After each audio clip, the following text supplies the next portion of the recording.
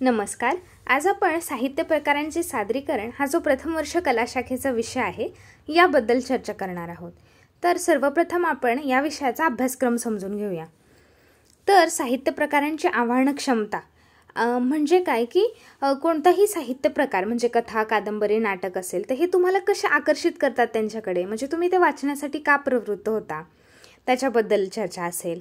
साहित्य प्रकारांची शैली विशिष्टता आणि वाचन यांचा परस्पर संबंध काय, म्हणजे एखाद्या साहित्य प्रकाराची एक विशिष्ट शैली असते, एक स्टाईल असते आणि त्याचं वाचन पण त्याच प्रकारे होतं. मग ह्यांचा एकमेकांशी काय संबंध आहे त्याच्याबद्दल आहे. दुसरं म्हणजे साहित्य प्रकारांचं सादरीकरण, म्हणजे जे साहित्य प्रकार आहेत कथा, कविता, नाटक हे सगळे कसे सादर होतात, म्हणजे स्टेजवर किंवा तुम्ही कॉलेजमध्ये किंवा शाळेमध्ये असताना किंवा महाविद्यालयामध्ये, विद्यापीठामध्ये वेगवेगळ्या कार्यक्रमाच्या वेळी सगळ्यांसमोर ते सादर करत असता, मोठ्याने वाचत असता. मग ते कसे केले जातात, त्याच्यासाठी काय काळजी घ्यायची असते, ते काय असतं नक्की, कथाकथन, काव्यवाचन, अभिवाचन, चरित्रकथन, आत्मनिवेदन वगैरे हे सगळं काय असतं नक्की, कशा प्रकारे ते प्रेझेंट केलं जातं, सादर केलं जातं हे पण बघायचं. हा असा तुमचा अभ्यासक्रम आहे, जेणेकरून काय की तुम्हाला प्रात्यक्षिक आयुष्यामध्ये म्हणजे रिअल लाईफमध्ये रोजच्या जीवनामध्ये ह्या सगळ्या गोष्टींचा, ह्या कौशल्यांचा एकमेकांशी संबंध असतो तुमच्या आयुष्याशी, बरोबर. मग तो तुम्हाला कळायला हवा आणि त्याचा वापर तुम्हाला करता यावा याच्यासाठी हा विषय दिलेला आहे. कारण फक्त परीक्षेमध्ये पेपर लिहून किंवा प्रश्न उत्तरं सोडवून तेवढ्यापुरतंच साहित्य मर्यादित नसतं, याचा तुमचा जीवनाशी फार सखोल असा संबंध असतो आणि तो तुम्हाला समजला पाहिजे आणि तुम्हाला छान काव्यवाचन, कथाकथन करता आलं पाहिजे, याच्यासाठी हा तुम्हाला अभ्यासक्रमाला विषय लावलेला आहे. ठीक आहे, तर आपल्याला अभ्यासक्रम समजला असेल. आता मी याच्याबद्दल सगळ्या प्रत्येक मुद्द्याबद्दल, म्हणजे आवाहन क्षमता म्हणजे नक्की काय असतं, शैली विशिष्टता नक्की काय असते, हे सगळं छान तुम्हाला समजून सांगेल, त्याची काळजी करू नका. पण आपण आधी काय करूया, परीक्षेचं स्वरूप समजून घेऊया. तर हा जो विषय आहे त्याचा कोड काय, MAR 102P. मग हा जो P आहे ना, तो म्हणजे प्रॅक्टिकलचा आहे, म्हणजे प्रात्यक्षिक स्वरूपात तुमची परीक्षा असणार आहे, थिअरी नसणार याची परीक्षा. म्हणजे विद्यापीठाचे एक्सटर्नल एक्झामिनर असणार, ते तुमची परीक्षा घ्यायला येणार 2 तासामध्ये, 35 गुणांची ते परीक्षा घेऊन जाणार. मग ते तोंडी परीक्षा घेऊ शकतात किंवा तुम्हाला जो प्रकल्प दिला असेल त्याचं सादरीकरण करायला लावू शकतात, किंवा आता ह्या विषयानुसार बघितलं तर काव्यवाचन, कथाकथन किंवा कादंबरीचं अभिवाचन तुम्हाला करायला लावू शकतात. मग ते ऑन दी स्पॉट तुम्हाला एखादी कविता देऊ शकतात हातात आणि ती तुम्हाला वाचायला सांगू शकतात 2 मिनटं तयारीला वेळ देऊन, कारण हा प्रॅक्टिकल विषय आहे. बाकीच्या विषयाला जसे तुम्हाला उत्तरपत्रिका वाटल्या जातात आणि त्याच्यावर तुम्ही लिहिता, तसा पेपर याचा नसतो, ठीक आहे, विद्यापीठाचा. आणि आता दुसरं काय की अंतर्गत मूल्यमापन. मग अंतर्गत मूल्यमापन म्हणजे काय, तुमची चाचणी परीक्षा. मग आता त्याच्यासाठी तर तुमच्या महाविद्यालयाच्या शिक्षकांना त्याचं स्वातंत्र्य दिलं आहे विद्यापीठाने की तुम्हाला हवी तशी 15 गुणांची परीक्षा घ्या. मग त्याच्यासाठी कुणी काय करतं, 10 गुणांचं लेखी पेपर घेतात चाचणी आणि 5 गुणांचा एखादा प्रकल्प देतात आणि किंवा तोंडी परीक्षा घेतात. आता तुमचे सर विचारू शकतात तुम्हाला, एखादे काव्यवाचन करा, एखादं आत्मचरित्र म्हणजे आत्मनिवेदन सांगा, चरित्रकथन करा. मग हे तुमच्या शिक्षकांवर अवलंबून आहे, ठीक आहे. आणि विद्यापीठाचं परीक्षासुद्धा एक्सटर्नल एक्झामिनरवर अवलंबून आहे की ते नक्की कशा प्रकारे घेतील, म्हणजे कशावर प्रश्न विचारतील, ठीक आहे. आता मी तुम्हाला इथं प्रश्नांचं स्वरूप हा मुद्दा दिला आहे. तर तो का दिला आहे, कारण मी म्हटलं तसं अंतर्गत मूल्यमापनासाठी, घटक चाचणीसाठी 10 गुणांची किंवा 15 गुणांची लेखी परीक्षा होऊ शकते. मग तेव्हा तुम्हाला प्रश्न विचारले जाऊ शकतात की आवाहन क्षमता म्हणजे काय असतं, साहित्य प्रकार कोणकोणते असतात आणि ते कसे वाचले जातात, किंवा साहित्य प्रकारांची शैली विशिष्टता आणि वाचन यांचा परस्पर संबंध काय असतो, असे वेगवेगळे प्रश्न मी इथे समोर दिलेत तुम्हाला. असे प्रश्न विचारले जाऊ शकतात, मग ते तुम्हाला लिहिता आले पाहिजे. कारण विद्यापीठाची जी तोंडी परीक्षा असू शकते, म्हणजे जेव्हा ते एक्सटर्नल एक्झामिनर तुमच्या परीक्षा हॉलमध्ये येतील तेव्हा तुम्हाला ते वेगवेगळे प्रश्न विचारणार. मग त्यामध्ये ते तुम्हाला ह्या अभ्यासक्रमात दिलेल्या मुद्द्याबद्दल तर विचारू शकतात ना, की साहित्य प्रकार काय असतात, त्यांचं सादरीकरण कसं केलं जातं, मग तुम्हाला काय वाटतं काव्यवाचनात करताना काय काळजी घ्यायची असते, तोंडी परीक्षा अशीच असते ना, मग ते तसं विचारू शकतात. आणि अर्थात डिरेक्टली सादरीकरण पण करायला लावू शकतात. मग तेव्हा पण तुम्हाला यायला पाहिजे काव्यवाचन नक्की कसं करायचं असतं, कथाकथन नक्की कसं करायचं असतं, ठीक आहे. म्हणजे काय की ह्याच्यासाठी तुम्हाला ह्याच्या सगळ्या संकल्पना आहेत त्या सगळ्या व्यवस्थित क्लिअर पाहिजेत. मग आता आपण एक एक करून संकल्पना समजून घेऊया. तर बघा, साहित्य प्रकारांची आवाहन क्षमता हा तुमचा पहिला मुद्दा आहे. तर शब्दाची फोड छान करता आली पाहिजे संकल्पना समजायची म्हणजे. साहित्य प्रकार, कथा, कादंबरी, नाटक असे वेगवेगळे साहित्य प्रकार असतात आणि त्याची काय आवाहन क्षमता. आता बघा, आव्हान आणि आवाहन असे 2 शब्द आहेत मराठीमध्ये. व ला ह ज्यावेळेस जोडला जातो, आव्हान म्हणतो आपण, त्यावेळेस चॅलेंज करणं असतं, स्पर्धा करणं असतं. एखाद्याला तुम्ही युद्धामध्ये पाहिलं असेल की एक पक्ष जो असतो तो दुसऱ्या पक्षाला आव्हान करतो की तुम्ही मला हरवून दाखवा. मग ते काय झालं, आव्हान झालं. आणि आवाहन म्हणजे काय असतं, अर्ज करणं, विनंती करणं, एखाद्याला आपली गोष्ट सांगण्यासाठी औपचारिक किंवा फॉर्मल आपण ज्याला म्हणतो अशा मार्गाचा अवलंब करणं, विनंती करणं, अर्ज करणं. ठीक आहे, आवाहन, विनंती करणं हा शब्द जास्त वापरला जातो. आता आणि क्षमता म्हणजे काय, कॅपॅसिटी, किती ताकद आहे तुमच्यात. ठीक आहे, अशी शब्दांची फोड झाली.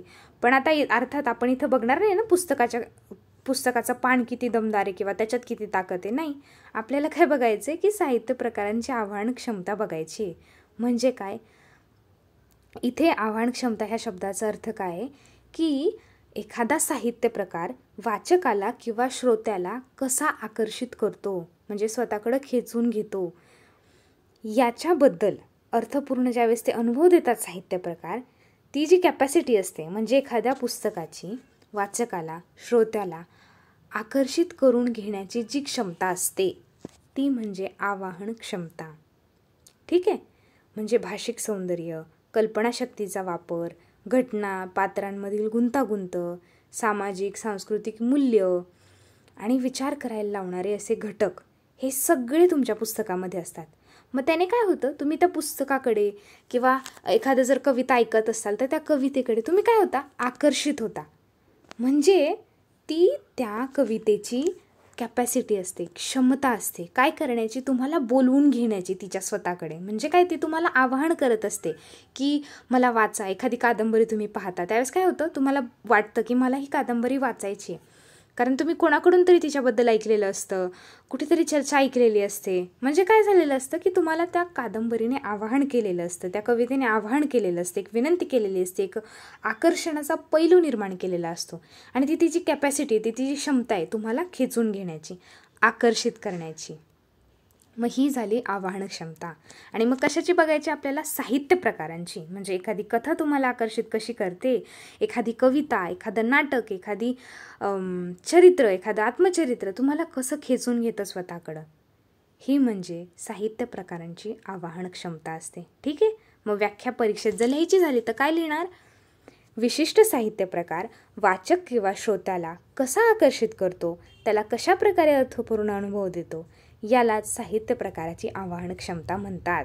ठीक आहे, मग आता जसं मी तुम्हाला म्हटलं की एखादी गोष्ट आपल्याला आकर्षित करते. म्हणजे उदाहरणार्थ कोणाला जर गोड आवडत असेल तर गुलाबजाम तुम्हाला आकर्षित करतो ना, की आपल्याला असं होतं की मला फार आवडतात, तर आपण त्याच्याकडे पाहतो किंवा आपल्या तोंडाला पाणी सुटतं. म्हणजे काय झालं, त्यांनी ते आपल्याला आकर्षित केलंय. मग तसं का असतं ते, कारण त्याच्यात गोडवा असतो, त्याची चव सुंदर असते, त्याचा वास छान येत असतो, तो दिसायला पण छान असतो. तसं मग साहित्य प्रकारामध्ये असे काय गुण असतात बरं, असे काय घटक असतात की जे तुम्हाला आकर्षित करून घेतात, ते तुम्हाला आवाहन करतात, हे आपल्याला पाहायचं आहे. ठीक आहे, पहिला घटक काय, भाषिक सौंदर्य, म्हणजे लिंग्विस्टिक ब्युटी. म्हणजे भाषा ही कशी सुंदर असते. म्हणजे एखादी कादंबरी जर चांगली लिहिली नसेल तर ती तुम्हाला आकर्षित करणार आहे का, नाही. त्यातली भाषा सुंदर असेल, जसं की मृत्युंजय बऱ्याच जणांना आवडते का, त्यातली भाषा फार सुंदर आहे. म्हणजे काय, भाषिक सौंदर्य असतं त्या साहित्य प्रकारामध्ये, म्हणून ते तुम्हाला आकर्षित करतं. फक्त संवाद साधण्यासाठी ती भाषा नसते, कलात्मक आनंद देणारी भाषा असते. मग त्यामुळे काय होतं, तो साहित्य प्रकार जो पण असेल, म्हणजे एखादी कविता आहे त्याची भाषा कशी, लय असते तिच्यामध्ये, ताल असतो. कादंबरीमध्ये काय असतं की तुम्हाला भावनिक गुंतागुंत असते. म्हणजे ते त्या भाषेचं सौंदर्य झालं साहित्य प्रकाराचं, ते तुम्हाला अट्रॅक्ट करतं, आकर्षित करतं. दुसरा गुण काय, आशय किंवा विश्वनिर्मिती. म्हणजे तुमच्या भोवतीचं जे विश्व आहे, तुमच्या भोवतीचं जे जग आहे, त्या सगळ्यामध्ये घडणाऱ्या वेगवेगळ्या घटना त्या साहित्य प्रकारात येतात आणि त्यातून एक वेगळं विश्व निर्माण होतं. आणि या विश्वात कथा असते, घटना असतात, पात्र असतात, ती तुम्हाला इमॅजिनेशनमध्ये, कल्पनाशक्तीमध्ये घेऊन जातात आणि मग तुम्ही त्यात गुंतून जाता. मग हे काय झालं, आकर्षित करण्याचा एक घटक झाला, आवाहन क्षमतेचा एक घटक झाला. ठीक आहे. नंतर भावनांचा आविष्कार असतो, इमोशनल एक्सप्रेशन, म्हणजे तुमच्या मनातल्या ज्या वेगवेगळ्या भावना असतात, म्हणजे आनंद, दुःख, तृष्णा, सृजन, हे सगळं जे मानवी वेगवेगळ्या भावना त्या काय होतात, त्यातून अवतरत असतात. मग ते तुम्हाला बघून असं वाटतं की हां, मला इमोशनल वाटतंय, तर अमुक अमुक कादंबरी फार भावनिक आहे, ती वाचून मला जवळचं वाटेल. मग तुम्ही ती वाचता. मग काय असतं, भावनांचा आविष्कार असतो. मग ते तुम्हाला आकर्षित करते, आवाहन करते. सामाजिक सांस्कृतिक संदर्भ असतात, सोशो कल्चरल कंटेक्स्ट, म्हणजे तुमच्या समाजामध्ये आजूबाजूच्या घडणाऱ्या घटना या सगळ्यांचा त्यात संदर्भ असतो. मग त्यामुळे तुम्हाला ते आपलीशी वाटते. ठीक आहे. आणि वेगवेगळी जीवनदृष्टी मिळते, विचार असतात त्याच्यामध्ये, तुम्हाला बऱ्याच गोष्टी शिकायला मिळतात, आयुष्याकडे बघण्याचा दृष्टिकोन मिळतो. मग हे तुम्हाला त्यातून मिळतं. म्हणून ते काय करतं, आकर्षित करणारा घटक आहे, आवाहन करणारा घटक आहे. त्यानंतर सौंदर्यबोध होतो, म्हणजे रचना सौंदर्य, विचार सौंदर्य, भावनिक सौंदर्य या सगळ्यांचा संगम असतो तिथे. त्यानंतर त्यामुळे आपल्याला आनंद प्राप्त होतो वाचताना किंवा ऐकताना. शैली किंवा स्टाईल, वेगवेगळ्या साहित्य प्रकारांची वेगवेगळी स्टाईल असते. कोणाकोणाला छोटंसं वाचायला आवडतं, मग ते लघुकथा वाचतात. कोणाला फार दीर्घ वाचन आवडतं, मग ते कादंबरी वाचतात. मग हे काय असतं की शैली, स्टाईल, फॉर्म तुम्हाला अट्रॅक्ट करत असतं. ते रूप त्या साहित्य प्रकारचं अट्रॅक्ट करतं, आकर्षित करतं. म्हणजे काय आली, आवाहन क्षमता आली त्या साहित्य प्रकाराची. कारण मग अशी काय सांगितलं मी तुम्हाला, आवाहन क्षमता म्हणजे काय की आकर्षित करण्याची क्षमता साहित्य प्रकाराच्या दृष्टीने व्याख्या येते. ठीक आहे. म्हणजे थोडक्यात काय की साहित्य प्रकारांची आवाहन क्षमता ही केवळ वाचकाला गुंतवून ठेवणारी नाही, तर त्याला विचार करायला लावणारी, अनुभव देणारी, कलात्मक आनंद देणारी क्षमता आहे. ठीक आहे. आता पुढचा मुद्दा, साहित्य प्रकार. आता बघा, म्हणजे पुढचा आपला मुद्दा काय आहे की शैली विशिष्टता आणि वाचन यांचा संबंध. पण आधी काय की साहित्य प्रकार कोणते असतात, कथा, कविता, कादंबरी, नाटक, हे वेगवेगळे साहित्य प्रकार आहेत. बरोबर. मग हे कसे आकर्षित करतात हे आपल्याला पाहिजे. पण त्याच्यासाठी आधी त्याची स्टाईल आपल्याला माहीत झाली पाहिजे, शैली माहीत झाली पाहिजे. आता बघा, इथं मी 2 तुम्हाला चित्र दिले आहेत समोर. एकामध्ये काय भारतीय पारंपरिक नृत्य आणि एकामध्ये हिपहॉप किंवा वेस्टर्न किंवा पाश्चात्य कल्चर संस्कृतीमधला डान्स आहे.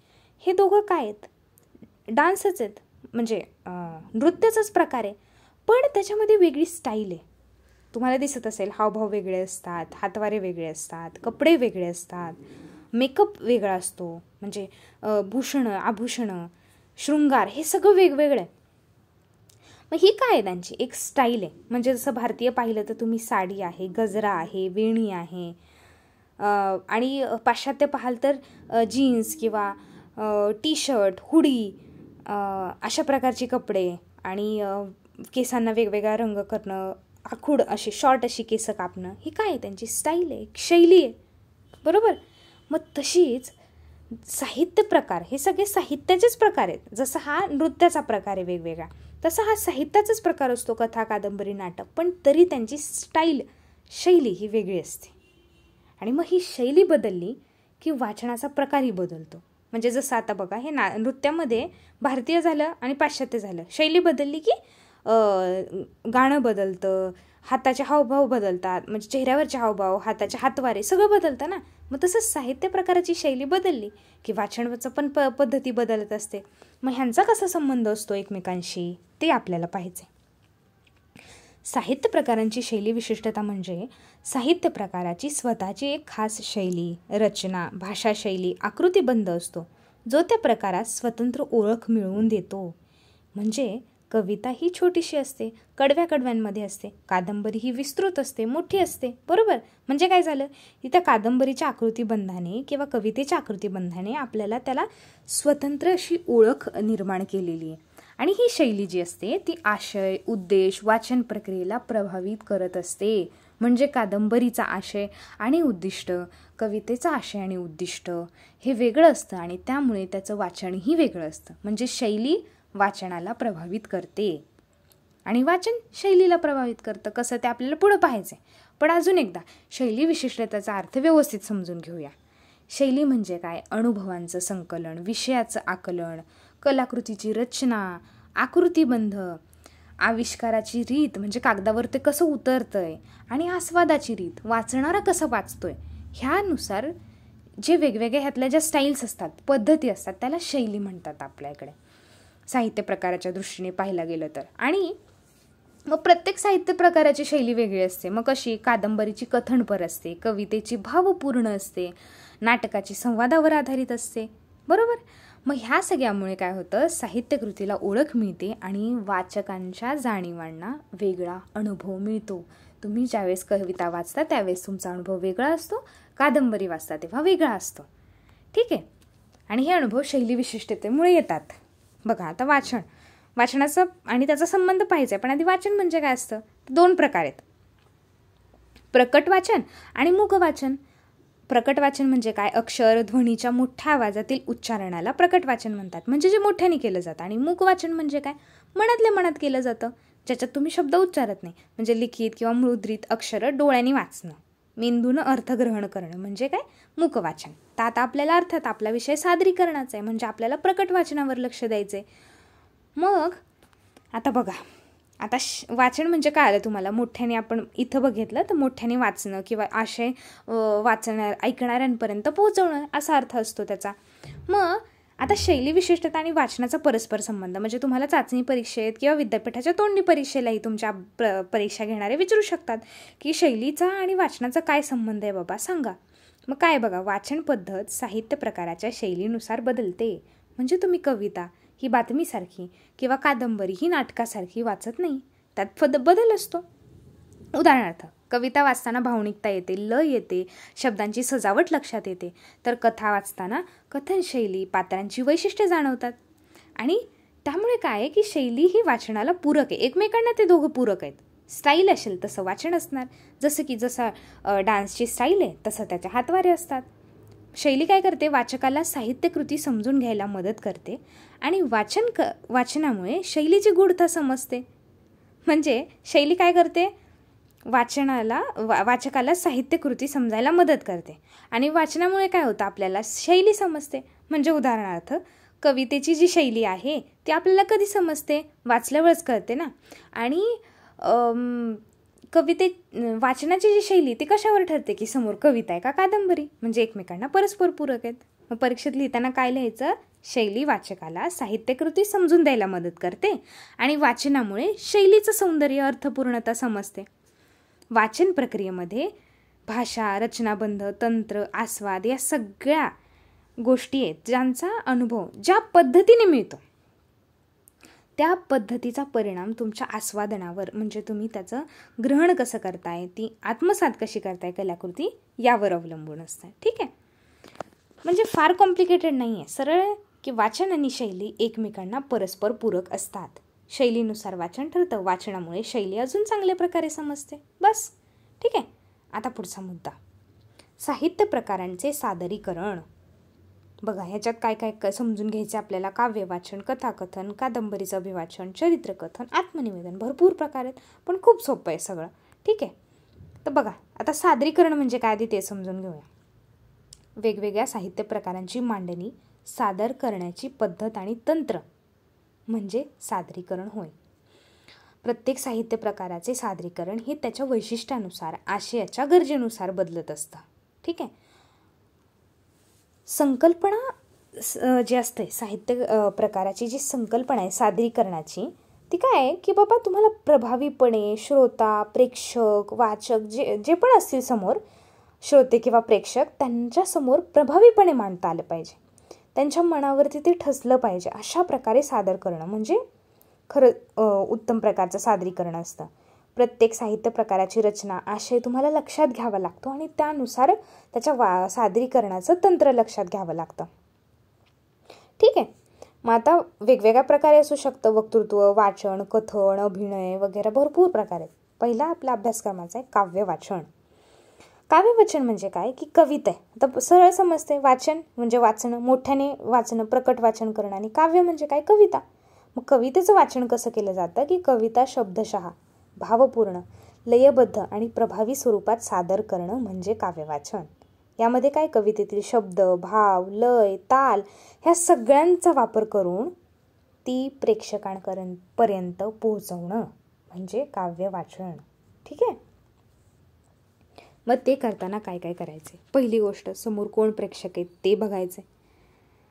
कवितेचा भाव काय आहे, म्हणजे देशभक्तीपर आहे की प्रेम कविता आहे, ह्याच्यानुसार तुम्हाला अर्थ आधी समजून घेतला पाहिजे. कारण तुम्ही देशभक्तीपर गीत हे प्रेमकवितेच्या लयात वाचू शकत नाही, सादर करू शकत नाही. भाषेचं सौंदर्याचा योग्य वापर केला पाहिजे. कुठं विराम द्यायचा आहे, विश्रांती घ्यायची ते समजलं पाहिजे. लय, ताल ह्याच्यावर लक्ष पाहिजे. स्पष्टपणा पाहिजे, प्रामाणिकपणा पाहिजे. लयबद्ध गीतं जी असतील तशी सुरात मांडली पाहिजेत. भावपूर्ण असतील तर ती जिवंतपणे ओळखू येतील, अभिव्यक्त होतील अशी वाटली पाहिजे. विनोदी कविता असेल तर हलक्या फुलक्या शैलीत सादर केली पाहिजे. सरळ तुम्ही बऱ्याच वेळा काव्य वाचन ऐकलं असेल किंवा यूट्यूबला वेगवेगळ्या कविता असतात त्या कधी ऐकल्या असतील. करंदीकर असतील किंवा मंगेश पाडगावकर असतील, यांच्या बऱ्याचशा कविता आहेत त्या तुम्ही ऐकल्या की तुम्हाला कळेल की काव्य वाचन कसं असतं. परीक्षेत तुम्हाला प्रश्न आला की काव्य वाचन करताना कोणकोणती काळजी घ्यायची असते, तर हे सगळे मुद्दे आले पाहिजेत. उच्चार स्पष्ट पाहिजे, प्रत्येक ओळ तंतोतंत व्यक्त करता आली पाहिजे, हावभाव पाहिजे, देहबोली व्यवस्थित पाहिजे, हात, डोळे, चेहरा यातून भावनिकता आली पाहिजे.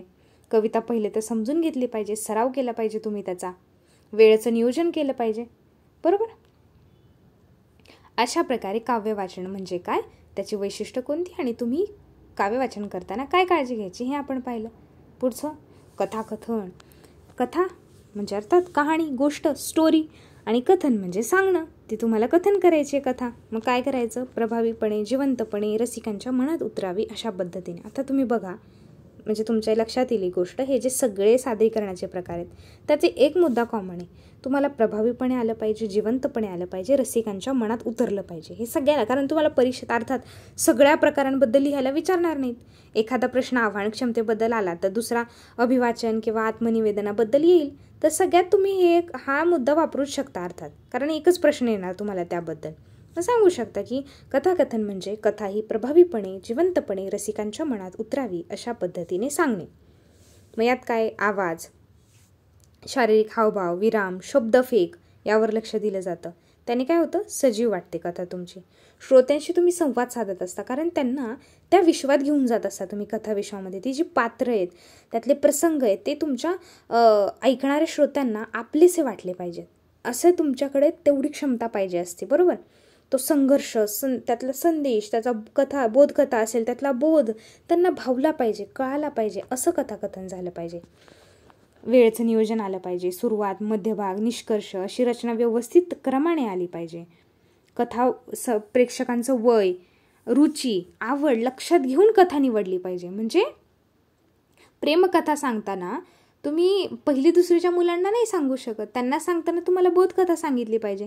आणि जर तुम्ही एखाद्या नाट्यमंदिरामध्ये तरुण वयातल्या मुलामुलींसमोर कथाकथन करतायत, अर्थात ती रोमॅन्टिक असली पाहिजे. म्हणजे कथा निवडताना वय, प्रेक्षकांचं रुची हे सगळं बघितलं पाहिजे. मुख्य संदेश किंवा शिकवणे ती सहज आली पाहिजे समोर. आता बऱ्याच वेळा डिजिटल ह्याच्यामध्ये तुम्ही हिंदी किंवा मराठीसुद्धा बऱ्याच वेळा स्टोरी टेलिंग बघत असता, तर त्या डिजिटल माध्यमातून सुद्धा आजकाल कथाकथन केलं जातं, नाट्यरूपात केलं जातं, चित्रसंलग्न रूपातही केलं जातं. म्हणजे एखाद्या शॉर्ट फिल्म्स असतात त्याच्यातून एक छोटीशी कथा सांगितली जाते. मग ह्याच्यामुळे काय होतं, प्रभाव वाढतोय, म्हणजे कथाकथनाचं स्वरूप बदलत चाललंय. सादरीकरणांतर्गत कथाकथनाचा वापर बोलण्यामध्ये काय होतं, रस उत्पन्न करतो, शिकवण देण्यासाठी, संदेश देण्यासाठी होतो. अशा प्रकारे ही एक कला आहे, बरोबर, तुम्हाला श्रोत्यांशी जोडणारी. आता पुढचा अभ्यासक्रमातला मुद्दा, कादंबरीचं अभिवाचन. म्हणजे काय की बघा, कादंबरीतली कथानकं, पात्र, संवाद, जीवन चरित्रात्मक घटक हे वाचकांसमोर मांडणं. आता कादंबरीचा विस्तार फार मोठा असतो, मग ते करताना काय की सखोल असं जे कथानक असतं त्याला योग्य पद्धतीने तुम्हाला वाचता आलं पाहिजे. म्हणजे काय होईल, कथानकाचा प्रवाह समजेल, पात्रांची जाणीव होईल, सामाजिक वातावरणाची संकल्पना स्पष्ट होईल. म्हणजे त्या कादंबरीमधलं वातावरण निर्माण झालं पाहिजे समोर. वाचकाने आवाज, शब्दफेक, भावनांचा योग्य वापर, प्रत्येक प्रसंगाचा आता बघा, कथेमध्ये काय आहे की एकच प्रसंग किंवा घटना असते, पण कादंबरीमध्ये भरपूर साऱ्या घटना असतात. मग ते सगळे जे घटना प्रसंग आहेत ना, त्याची विविधता जाणवली पाहिजे, सगळे एकसारखे नाही वाटले पाहिजे. कालक्रम महत्त्वाचा आहे. आता बघा, कादंबरीचा पट मोठा असतो, मग त्याच्यामध्ये भरपूर काळातल्या घटना येऊ शकतात. म्हणजे 1-2 महिन्याचा असतो, कुठे 1 वर्षाचा असतो. तर ऐतिहासिक कादंबरी असेल तर एखाद्या व्यक्तीच्या आयुष्याचा क्रम असू शकतो. मग तो समजून घेऊन तुम्हाला ते मांडता आलं पाहिजे. एखादी जागा आहे, तिचं वर्णन आहे, तर ते कसं सांगितलं पाहिजे, तर ते व्यवस्थित आलं पाहिजे. महत्त्वाचे भाग जर आहेत त्याचं वाचन करताना तर ते व्यवस्थित सांगता आलं पाहिजे. प्रभावीपणे एखादा मुद्दा मांडता आला पाहिजे. भावनिक असेल तर तुम्ही भावनिक होऊन ते सांगितलं पाहिजे. सामाजिक, सांस्कृतिक, वैचारिक संदर्भ व्यवस्थित देता आले पाहिजे. शाळा, संमेलनं, सार्वजनिक कार्यक्रमांमध्ये बऱ्याच वेळा कादंबरीचं अभिवाचन केलं जातं.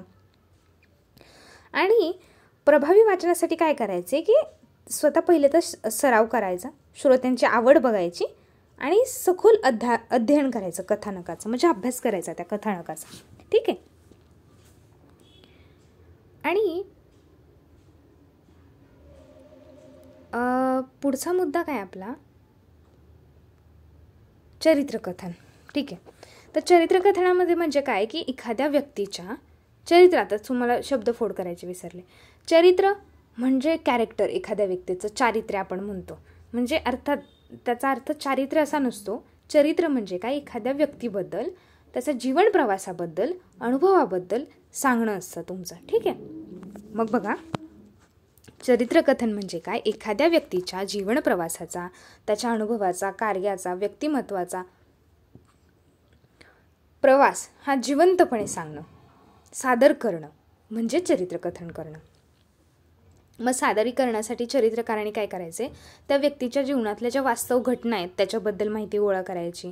जसं की नातेवाईक, मित्र, सहकारी यांच्या सगळ्यांबद्दल. म्हणजे आता एखादा कार्यक्रम असेल आणि त्या व्यक्तीबद्दल तुम्हाला चरित्रकथन करायचे, म्हणजे त्या व्यक्तीबद्दलची थोडक्यात माहिती सांगायची. समजा एखाद्या व्यक्तीचा जर कोणी मोठे अभिनेते असतील, मोठे साहित्यिक असतील, तर बऱ्याच वेळा त्यांचे जन्मदिवस किंवा 50वा वाढदिवस असेल किंवा 25वा वाढदिवस असेल किंवा एखाद्या प्रकाशन, त्यांच्या पुस्तकाला 25 वर्ष पूर्ण झाले असतील, तर असे वेगवेगळे कार्यक्रम होतात. मग त्या कार्यक्रमामध्ये तुम्हाला त्या माणसाबद्दल सांगावं लागतं, कारण त्या कार्यक्रमाचा फोकस किंवा केंद्रबिंदू हा ती व्यक्ती असते. मग तिच्याबद्दल सांगताना काय करता तुम्ही, थोडक्यात त्यांचं चरित्रच म्हणजे जीवन प्रवास सांगता. मग ते सांगताना तुम्हाला आधी माहीत पाहिजे ना स्वतःला, मग त्याबद्दल त्यांची माहिती गोळा केली पाहिजे तुम्ही. त्यांचे नातेवाईक, मित्र, सहकारी यांच्या माध्यमातून त्यांच्या व्यक्तिमत्वाचं असं सुंदर लेखन केलं पाहिजे.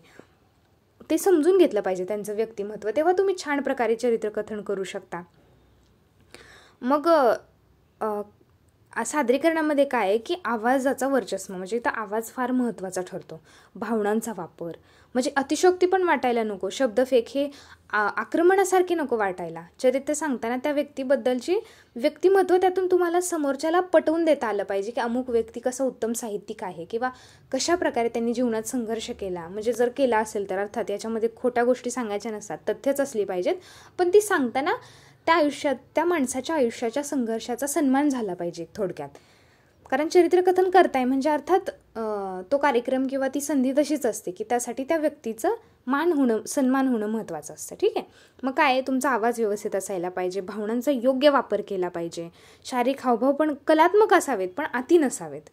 ठीक आहे. संवाद थोडेफार घेऊ शकता त्याच्यामध्ये, एखादी घडलेली घटना सांगू शकता, एखादा प्रसंग सांगू शकता त्या व्यक्तीच्या आयुष्याबद्दल, म्हणजे तुमचं चरित्रकथन अजून चांगलं होईल. आणि संवादात्मक तंत्र वापरली गेली पाहिजेत. आणि काय होतं मग, प्रेरणादायी असा संदेश देण्याचा मुख्य हेतू असतो बऱ्याच वेळा ज्यावेळेस चरित्रकथन केलं जातं की अमुक व्यक्तीचं आयुष्यातून आपण काय शिकू शकतो, काय प्रेरणा घेऊ शकतो, हे सांगणं बऱ्याच वेळा उद्देश असतो. मग शैक्षणिक, सांस्कृतिक, सामाजिक कार्यक्रमांच्या माध्यमातून हे चरित्रकथन होतं. मग लोकांच्या त्या व्यक्तीच्या जीवनाचं महत्त्व पटवून दिलं जातं. मग त्याच्यासाठी काय पाहिजे, सखोल अभ्यास, अभिव्यक्ती कौशल्य आणि प्रेक्षकांची समज. म्हणजे अति क्लिष्ट गोष्टी जर लहान मुलं असतील आणि त्याच्यासमोर जर तुम्ही एखाद्याचं चरित्र सांगताय तर त्यांना समजेल अशी भाषा वापरली पाहिजे. त्यामुळे काय होईल, ते सजीव होईल, समोरच्या प्रेक्षकांनाही समजेल आणि भावपूर्णही समजेल. ठीक आहे, भावपूर्णही वाटेल. आता शेवटचा मुद्दा, आत्मनिवेदन. आत्मनिवेदन म्हणजे व्यक्तीने स्वतःच्या निवेदन म्हणजे सांगणं, स्वतःच्या अंतर्मनातील भावना, विचार, अनुभव, चरित्रात्मक गोष्टी प्रामाणिकपणे सादर करणं म्हणजे आत्मनिवेदन. म्हणजे सादरीकरणामध्ये व्यक्तीच्या भावनांचा गाभा पकडून त्यांना हृदयाने, मनापासून लोकांसमोर मांडणं असतं. म्हणजे स्वतःच्या भावना, त्यांचा गाभा पकडायचा की आपल्या भावनांचा कोर गाभा, म्हणजे ज्याच्यावरती आपलं अख्खं आयुष्य उभं आहे असं आपण म्हणू शकतो, असा गाभा आपल्याला स्वतःच्या आयुष्याचा पकडता आला पाहिजे. अभिव्यक्तीसाठी स्वतः एकदम साधी अशी भाषा असायला पाहिजे, पण तरी ती प्रभावी वाटायला पाहिजे. प्रेक्षक वाचक यांच्यापर्यंत त्या पोहोचायला हव्यात भावना. वाक्यरचना, आवाजातले चढ उतार, विराम, हावभाव, म्हणजे हे तर अगदी सगळ्याच सादरीकरणाच्या प्रकारात महत्त्वाचं आहे. ते इथेही महत्त्वाचं ठरतंय. भाषण, संवाद, लेखन, काव्यरूप अशा वेगवेगळ्या प्रकारे आत्मनिवेदन केलं जातं. पण आपल्याला कोणतं बघायचं आहे की जे सादरीकरण आहे, म्हणजे प्रकट वाचन किंवा मोठ्याने सांगणं, त्या ह्याच्यामध्ये आहे. ठीक आहे. आणि सादरीकरण करताना आत्मचिंतन, आत्मविश्लेषणातून आलेलं पाहिजे ते विचार, जीवनातले संघर्ष, आव्हानं, त्यातून मिळालेले धडे, ह्याच्यावरती भर दिला पाहिजे. आणि स्वतःच्या जीवनाबद्दल सत्यता आणि प्रामाणिकपणा हे फार महत्त्वाचं आहे. खोटेपणा किंवा विनाकारण कुठली तरी तथ्य जोडून मोडून सांगणं हे आत्मनिवेदनामध्ये शोभेचं नसतं. तुम्हाला तथ्य सांगता आली पाहिजे, जीवनाचा संघर्ष प्रामाणिकपणे सांगता आला पाहिजे. शैक्षणिक कार्यक्रम, साहित्य संमेलनं, व्यवसाय किंवा वैयक्तिक विकासासाठी सुद्धा आत्मनिवेदन केलं जातं स्वतःबद्दल सांगण्यासाठी बऱ्याच वेळा. आणि सौम्य आणि पण ठोस अशी मांडणी त्याच्यामध्ये असायला पाहिजे. मग त्याने काय होतं, आत्मनिवेदन प्रभावी होतं, शाश्वत बनतं, म्हणजे ज्याच्यावर आपण विश्वास ठेवू शकतो. आणि मनशांती, स्वसंवाद, आत्मसाक्षात्कार हे सगळं साधण्यासाठी फार महत्त्वाचं साधन आहे. आणि ज्याच्याकडून काय होतं, प्रेक्षकांपर्यंतही पोचतो आणि आत्मसंवादही होतो. मग अशा प्रकारे हे आपल्याला सगळं लक्षात घेता येईल. तर मी आशा करते की तुम्हाला हे सगळे साहित्य प्रकारांच्या संकल्पना व्यवस्थित समजल्या असतील. आणि काहीही शंका असेल, काही समजलं नसेल तर नक्की कमेंट करा. आणि परीक्षेच्या स्वरूपाबद्दल पण व्यवस्थित समजून घ्या, जसं मी सांगितले. आणि जे तुमच्या महाविद्यालयातील प्राध्यापक आहेत, शिक्षक आहेत, त्यांच्याशी संपर्कात राहा, जेणेकरून तुम्हाला अजून तुमच्या महाविद्यालयाची कशी स्वरूपात परीक्षा घेतली जाईल याचे स्पेसिफिक्स, म्हणजे ठराविक गोष्टी समजून जातील. ठीक आहे. मी माझ्या परीने जितक्या प्राध्यापकांशी संपर्क साधून गोष्टी समजून घेता येतील तितक्या समजून तुम्हाला सांगण्याचा प्रयत्न केला आहे. ठीक आहे. आणि काही शंका असेल तर नक्की कमेंट करा. आणि जर आवडलं असेल स्पष्टीकरण तर नक्की व्हिडिओला लाईक करा, चॅनलला सबस्क्राईब करा, शेअर करा आपल्या मित्रांसोबत ज्यांना परीक्षेत अडचणी येत असतील. ठीक आहे. आणि काहीही शंका असेल तर कमेंट करा. मी नक्की प्रयत्न करेन माझ्या परीने 100% त्या शंकांचं निरसन करण्याचं. ठीक आहे. तुम्ही माझं विवेचन छान प्रकारे शांतपणे ऐकून घेतलं, त्याबद्दल तुमचे मनापासून धन्यवाद. आणि आपल्या मराठी साहित्य अभ्यासकांसाठी या चॅनलला नक्की सबस्क्राईब करा. धन्यवाद.